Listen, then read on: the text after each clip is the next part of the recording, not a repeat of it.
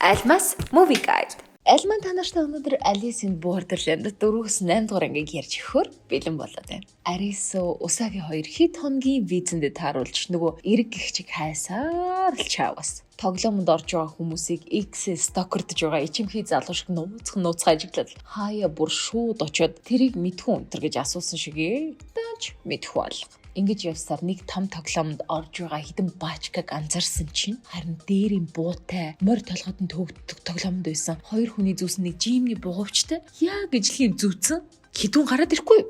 Харж хүлээж байгаа л тоглоомоо дуусгаад гараад явахад нь араас нь дагаал гүчлээ. Гүйгээрээ Forrest Gump өдр хөөж очиад ашгүй нэг тэр эрэг гэдгийг нь олсон чи бүр анханасаа өрх байсан байвал яах вэ? Ингээд олзлогдсон байдаг юм а гэж. Хайж болсон цагтаа энэ бүхний учрыг олоод бүгдийн тайландаа гэж бодож майр удаа хайж ирсэн газар шал өөр юм байж таарлаа ш.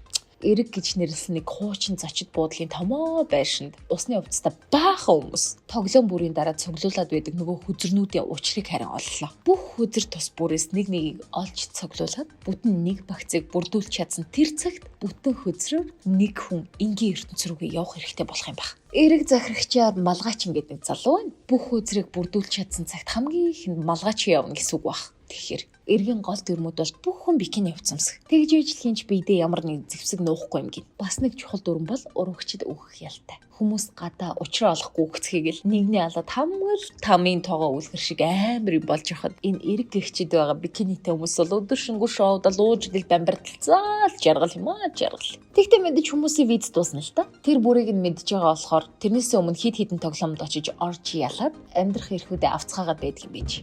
Манай хоёр ч одоо ингээд нэгэнд эндээс гарч чадахгүй болсноос хойш нэгэнд эдний цэргүүдийн нэг болоод цаанаас эргийн захиргаанаас хуваарлсан тоглоомуудад албан шахалтаар очиж ороод арай ч өгчихгүй хин шиг явцгааж л байна. Арис нэг тоглоомд гайгүй үзүүлэлт гаргасан чинь тэрийг нь малгаж янзаарсан болтой. Эргийн томчуудын уулзалтанд дуудаж муудаад сүртэй.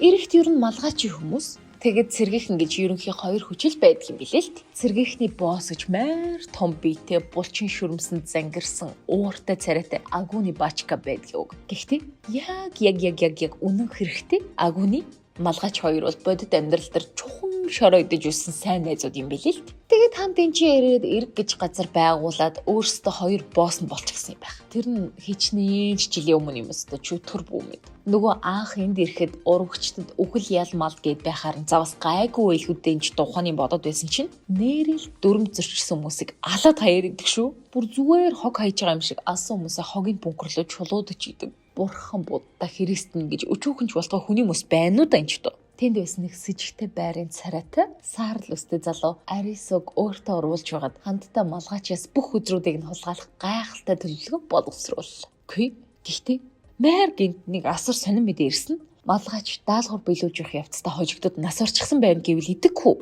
Нөгөө алдарт сууд, аимшиггүй зоригт хамаг бүдүүн бос. Нэг бүдүүнч биш л зүгээр хамгийн чухал хүн чинь ганц тоглоомд төрүүлж чадлагүй өгч гисэн цогцыг нь авчраа тавьчихсан. Ширээ тойроод эргийн хамаг томчууд цуглаад хин дараагийн хамаг бүдүүн болох тухайга ярилцаад чухмаа. Тэгэд мэдээж номер 2 байснаар нь цэргийн босс агууны дараагийн номер 1 болдгий. Арису энэ дуйлаар шууга нэг жаал ашиглчих санаатай талигчийн нууц руунд орж хулгай хийх яг тэр явцад уг нь хинч мдээгүй байх ёстой бил бүгд ирж Арису гардаад энэ бүхэн анханасаа тэр уртсаар л үстэй Чишия гэдэг залуугийн төлөвлөгөө байсан байж л тээ. Завангаар хөөхий Арисуг өгөө шуулгаад бухаж байруулснаа өөрөө хүзэр байгаа жинхэнэ газрыг олсон байдаг хар ухай да. Ингэсгэд байж идэл дараагийн тоглоомын цаг болж. Энэ удаад харин шулмыг ол гэдэг тоглоом эргийн байрлагыг тэр чигээр нь хамраад хэнийг ч гарахгүй оруулахгүй болох нь. Лоббид нэг охин өгцөн алуурчныг нь олох тоглоом юм. Тэгснэ нэг майр том түүдэг босгоо тэнчэнэ алуурчин байж магадгүй гэсэн хүмүүсээ шатаа чигшиг. Ингээд бүр нийтийг хамарсан алга бол тийм байгаа зү. Агууныгийн гар хөл болсон цэргийнхэн гэж нэрийдэг буутай хэд бусад энгийн хүмүүсээ таарсан бүрийг нь буудахыг нь буудаад зүсээ даалаад нөгөө галтаа өргөд бүр ямар ч утга учир алга. Саяхан хамтдаа тоглоомд ороод хамт дуулж бүжиглээд шоу уцгаагаад байсан эд чи одоо болохоор нэгний бүр хайр наргүйхэд жидэх шүү. Энэ үеэр харин малгайчны өглөө шалхаа ил болсон. Агууны мань хоёр тоглоомын үеэр муудалцаад нэг алчихсан байсан билээ шүү дээ. Яг хэрэг дээрээ үг таан бол бүр ясны найзууд юм байсан байгаа юм шүү дээ. За одоо болоод байгаа үйл явдлын хажуудыг нэг ч юм чухал биш байх л та. Лобби бүр хүний зэгсэр дүүрээд баг гიშгэх зайгүй болж байхгүй юу? Тэгснэ хамгийн тэнэг нь явж тэр үхсэн хүүхнийг хэн алсан байсан бэ гэсэн чинь зүгээр амиа хорлцсон байсан гэвэл идэхгүй. Тэгэж ямар ч гэмзэмгүй асар олон үнийг зүгээр л алуулаад энэ тоглоомын гол утга учир нь тэрэндээ л байж. Яалтчгүй бундын арга байсан л та зөөлөг гэж.